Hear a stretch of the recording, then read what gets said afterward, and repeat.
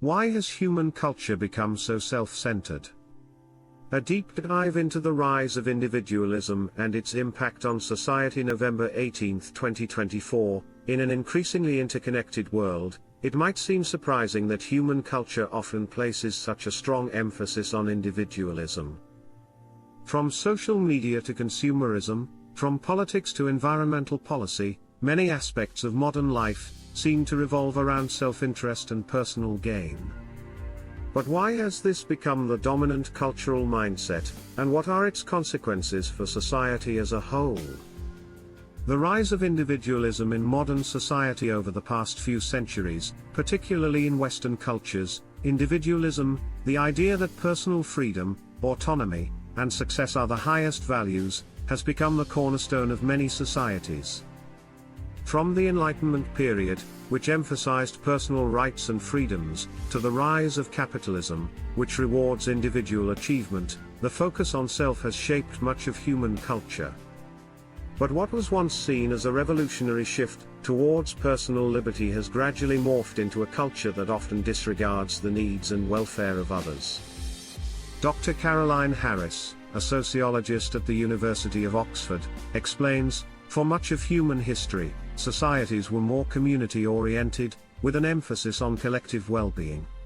Over time, particularly with the advent of industrialization and capitalism, the value of the individual, one's own rights, desires, and pursuits, became increasingly paramount. This shift is what has led to the modern obsession with me over we.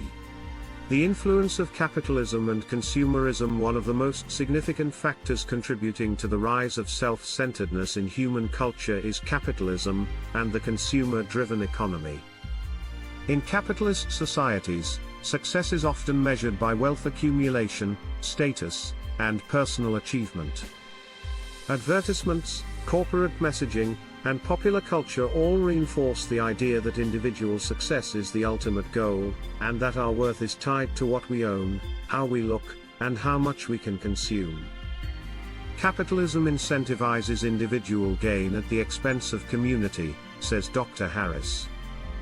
The notion that wealth and success are measures of personal worth is deeply ingrained in our culture. People are taught from a young age to compete, to climb the ladder, and to prioritize their own progress, often without considering the broader social consequences.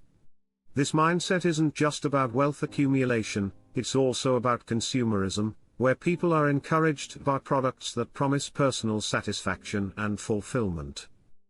Whether it's the latest tech gadget, designer clothing, or luxury car, modern marketing convinces people that their happiness is tied to what they can possess, and this creates a cycle of consumption that focuses primarily on the self. The role of social media, and the I-culture. The rise of social media in the 21st century has only amplified this focus on individualism. Platforms like Instagram, Twitter, and TikTok have fostered a culture where personal identity is often curated and projected for public consumption. The emphasis on self-presentation, personal branding, and the quest for likes and followers reinforces the idea that the self is the most important thing in the world. Social media influencers, celebrities, and online personalities thrive by creating content that revolves around their lives, their opinions, and their experiences, often portraying an image of perfection. The pressure to perform and present a curated, idealized version of oneself leads to a heightened sense of self-importance, says Dr. Amanda Sullivan, a psychologist at Harvard University. People are increasingly identifying themselves by their online persona, creating a disconnect from the real world and a lack of empathy for others. The erosion of community and empathy. As individualism has grown, so too has the erosion of community ties and a sense of collective responsibility. The focus on personal achievement and autonomy has often led to the breakdown of traditional social structures, such as close-knit communities, extended families, and local support systems. Many people now live in urban environments where anonymity is common, and the bonds of neighborhood or familial responsibility are weaker than in previous generations. This shift has had a profound impact on empathy and social cohesion. When people are taught to prioritize their own needs and desires over the collective good, it becomes harder to relate to the struggles of others, explains Dr. Sullivan. This lack of empathy can make it easier for people to ignore pressing social issues, such as poverty, inequality, and climate change, because they are seen as someone else's problems, not our collective responsibility. Environmental consequences, selfishness at the planet's expense. Perhaps nowhere is this self-centered mentality more evident than in our relationship with the environment. The relentless pursuit of personal gain has led to the depletion of natural resources, widespread pollution, and the worsening of climate change, issues that require global cooperation and long-term thinking. Yet, many individuals and governments continue to prioritize short-term economic gains, personal comfort, and convenience over the health of the planet, and the future of humanity. In many ways, global environmental issues are a direct result of a culture that places the individual first, says environmental activist Rachel Thomas. The idea that I want it now, whether it's the convenience of fossil fuels or the latest consumer electronics, overrides the recognition that the Earth's resources are finite, and we need to think about future generations, not just our own immediate desires. Despite the growing evidence of climate change, species extinction, and ecological destruction, the global response has often been fragmented. Nations and corporations continue to focus on profits and growth, while the most vulnerable communities bear the brunt of environmental damage. The reluctance to make sacrifices for the collective good, in favor of self-interest, has hindered meaningful progress on addressing these global crises. The political divide, a focus on me, not we. The growing political divide in many countries also reflects this cultural trend towards self-interest.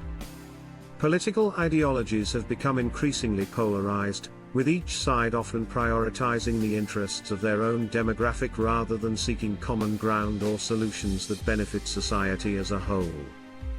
The increasing fragmentation of society, politically and socially, reflects the cultural shift towards individualism, says Dr. Harris. In many cases, people are more focused on defending their own personal beliefs, even at the cost of unity, cooperation, or the well-being of the collective. This has made it harder to address issues like inequality, healthcare, or climate change, because people are more concerned about protecting their own interests than coming together to find common solutions. A call for change, shifting from me to we. While the trend toward individualism shows no signs of slowing down, there are growing calls from activists, thinkers and social movements for a return to community and a focus on collective well-being. From grassroots environmental movements to global solidarity efforts, many are beginning to recognize that we are all interconnected, and that the well-being of one depends on the well-being of all.